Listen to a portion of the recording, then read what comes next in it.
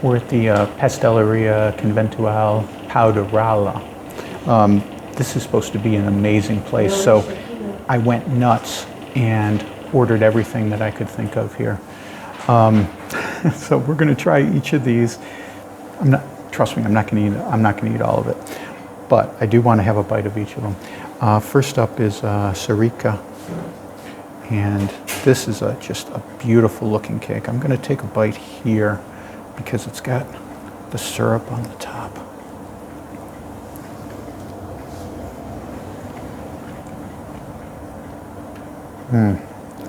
Oh man. It's a light cake with some little citrus in it, and that honey is really good. I'm gonna need a knife. Then what they do is, now, it doesn't always come like this, but this one has this little piece of fruit to go with it that they put on top.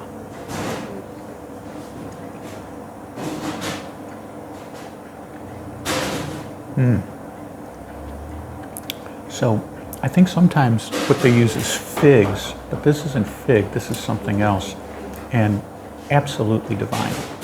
All right, 1 down, 3 to go. This is the actual Portugal, and you know when you name your place after the dish, you're saying something. It's got to be good. This is actually made with squash, which I've seen in Spain, and I guess it's pretty common here in Portugal, although I haven't really seen it here. Let's give this a bite. So you can see the strands of the squash in here. Must be like a spaghetti squash or something.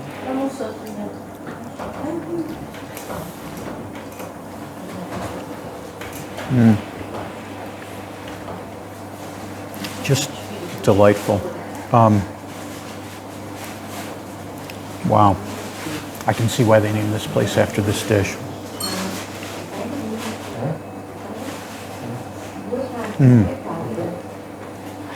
So, what you've got is this crust that goes all the way around, and then it's stuffed with this massive amount of squash jam on the inside, topped with powdered sugar. Amazing. I just love it.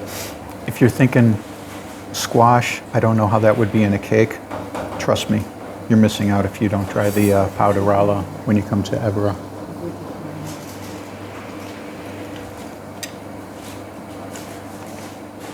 Okay, next up the enchilada here at Portugal. Now, what this is, I've been wanting to try this for a while, but I've never tried it here. This is from the Alentejo region. Now what they do is they make a simple syrup of sugar and water, and then they take egg yolks and run them through a sieve into the hot simple syrup, and so it cooks the eggs, but it also makes like little strands, little pearls of egg in there, and then you can see it looks like it's cooked in the oven, so it gets nice and caramelized on the top.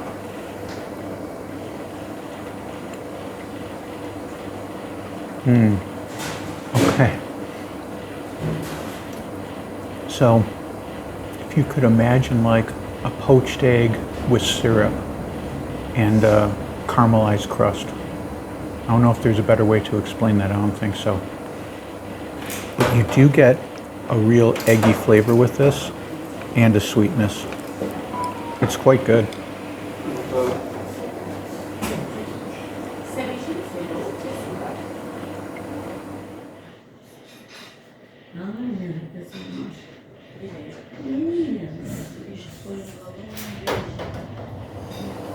All right, so we made it to the end here. This last one is called a Cajinho de Sal, and I've really been looking forward to trying this. It comes wrapped in this little cloth. I thought it was just paper. It's not paper, it's actual cloth, so they're going to definitely be wanting to reuse that. And then on the inside, you have this little tart. Now,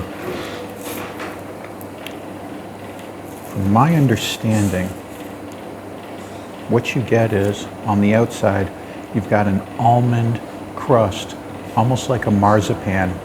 And then on the inside, you've got this egg custard. So it's sort of a riff on a pastel de nata, but I don't know, looks a lot richer, a lot more decadent, if that's possible. Oh man.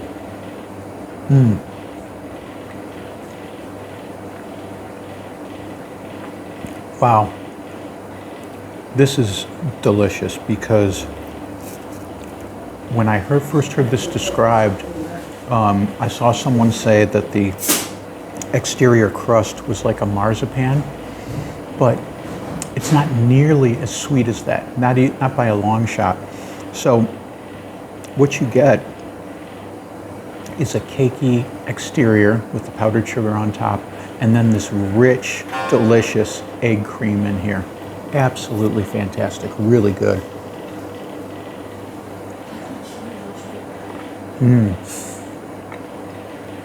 That might be my favorite. I mean, these are all really, really good. And I promised you I didn't eat all of them. Here's the proof.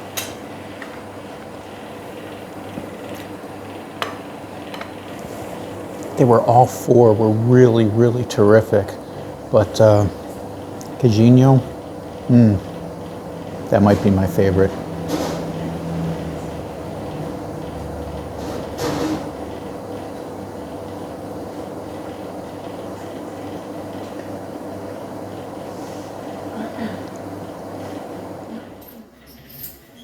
Muito obrigado. Obrigada.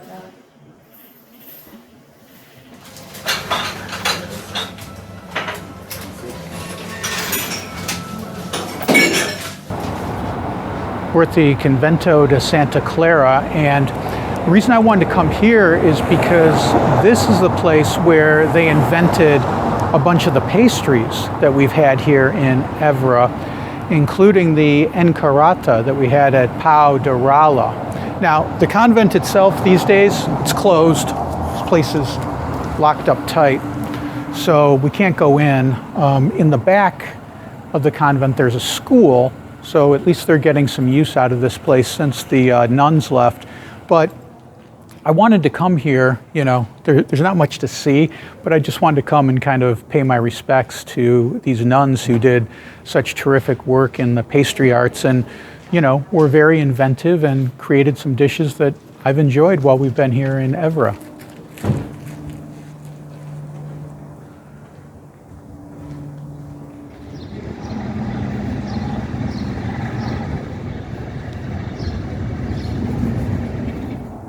This is the Convento de Monte Calvario, the convent of the mounted cavalry of St. Helena.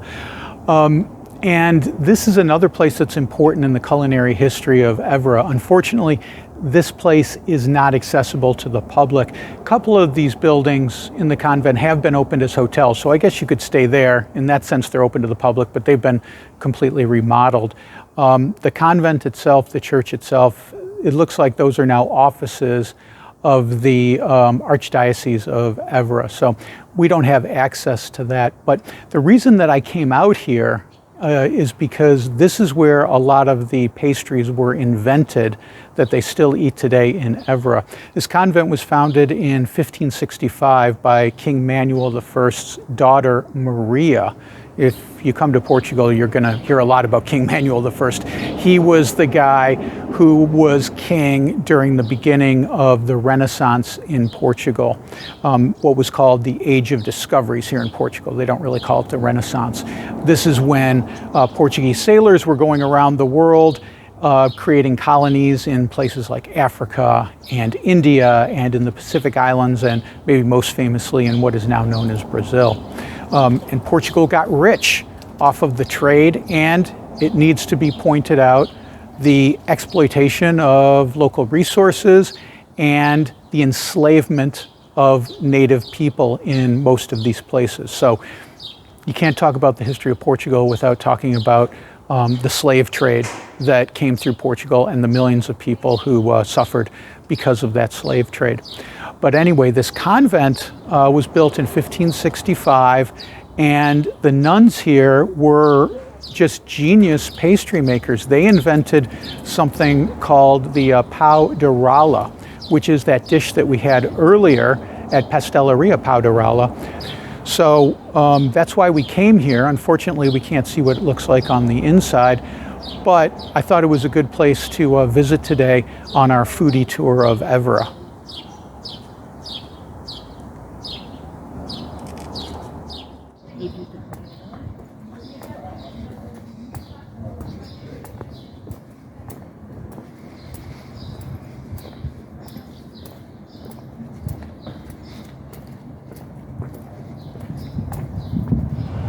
This is Praça de Giraldo. This is the main square in Évora, although to look around now, you'd be hard-pressed to know that. It looks pretty deserted.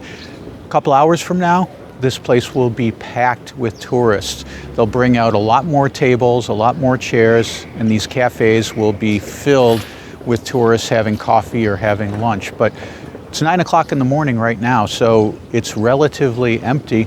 A couple of people hanging around, a couple locals, a couple tourists checking out of their hotels, and these guys are cleaning out the fountain behind me. I just stepped into the arcade restaurant. I didn't get anything to eat because we're kind of heading over to another place right now. But that place was jammed with locals getting breakfast and getting ready for the day. And the nice thing about that place, the stuff looked good. Like I said, I hadn't tried it, but the stuff looked good, and it's a fabrico proprio, which means they make all the stuff in-house. They're not shipping it in from an industrial pastry bakery. So stuff looked good, and it's filled with locals, which is always a good sign. So this is a place you will inevitably end up in if you come to Évora, but I'd suggest come in the morning when it's really not busy at all and there's just locals hanging out getting their morning coffee.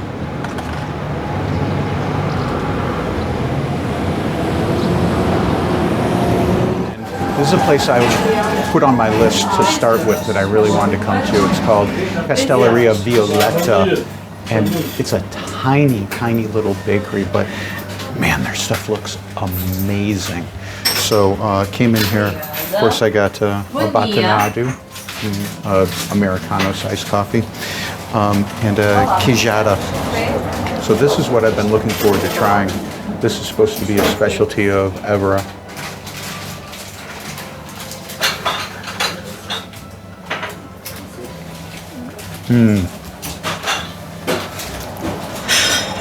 So a lot of the tarts that you see in Portugal are like an egg custard based tart.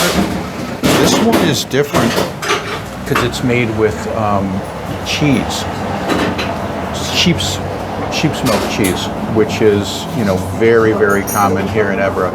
It's the most popular kind of cheese here. Apparently there's a lot of sheep farms out here and they make tons of sheep cheese. If you've had pecorino, you know that the taste can be very strong, salty. That's aged pecorino. This is fresh sheep's milk cheese. So you shouldn't be scared away by the sharp flavor. It's sweet, but you do get a little bit of that sheep's milk flavor in there, just a little tiny bit at the end.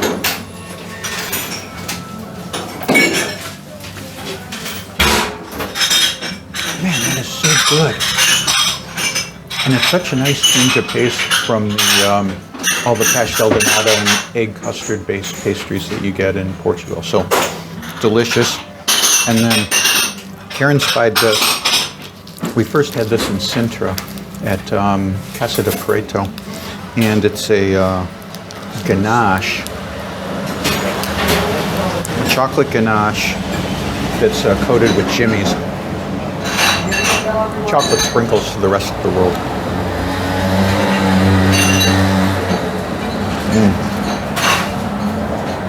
How can you go wrong with chocolate for breakfast and a little coffee?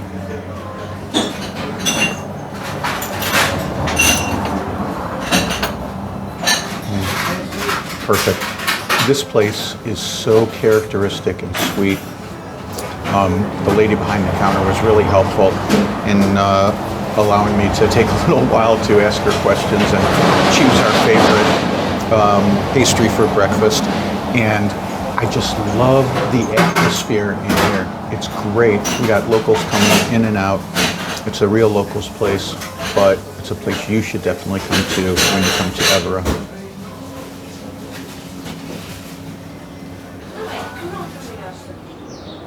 These are the public gardens of Évora, and this is a real nice spot to come and hang out. They've got benches here. There's a fountain. There's a kiosk where you can get food and grab a coffee. Kids are playing around here.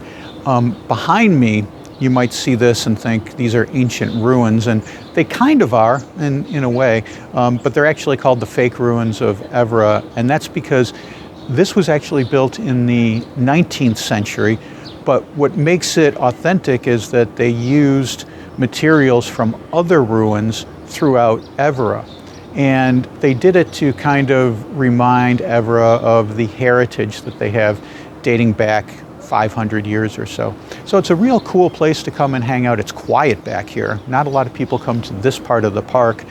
And there's peacocks here too. So you might see them rolling around here. Nice birds to kind of add to the atmosphere.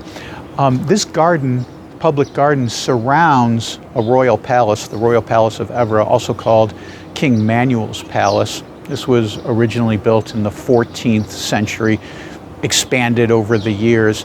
Today, though, it's much, much smaller than it used to be. It used to go, we're right by the Bone Chapel. It used to go all the way and abut up to the church, even took over a part of the church for a while, and down this way as well. But over the centuries, it was decreased in size. When the city expanded, they also demolished part of it when they made the market here in Évora. So the palace itself is much smaller than it used to be, but it's interesting to see, especially for some of the architecture that kind of harkens back with Moorish influences. North Africans controlled a lot of the Iberian Peninsula starting in the 8th century. So there's strong Moorish heritage here in this part of Portugal, and you can see that in some of the windows and doors that come to a pointed arch. So that's interesting as well. This is a really nice place to come if you want to relax after going through the Bone Museum. Maybe you want to sit and contemplate life's questions on one of the benches here by the fountain while you grab a coffee and get set for your next adventure in Évora. Well, that's it for our pastry and sightseeing tour here in Évora, Portugal. Hope you enjoyed the video. If you're thinking of coming here, it's an easy trip from Lisbon. You can do it in a day. A lot of the tour companies, they do day trips from Lisbon, bring you out here, take you to the Bone Museum, take you to the cathedral, and take you to the Roman temple. And those are all worth seeing. But I think if you want to see more of Évora, it's worth staying overnight. We found that after the city clears out from the tour groups, a lot of the tourist places, the cafes and whatnot, they close, but then the university students, there's a university right here in Évora, they come out to play. And I didn't film it, but there's some really cool university bars where the kids are just hanging out, watching football, talking, drinking beer. There was a little theater that we went into that has all kinds of performances. Last night they were singing karaoke and it was filled with university students. So that's kind of fun after the tourists have gone. And plus, if you get up the next morning, you can hit a lot of these places before everyone has gotten out of bed or before the tourists arrive from Lisbon. Pastelaria Violeta, they open at 7:30. So you can get there before anybody does and just hang out with the locals and have your coffee. So I'd recommend staying overnight if that's possible as part of your Portuguese trip. If you enjoyed this video, like and subscribe to Destination Eat Drink. Head over to destinationeatdrink.com for more foodie travel info, and destinationeatdrink.com/pod for the podcast. That'll do it for this video. I'll see you down the road.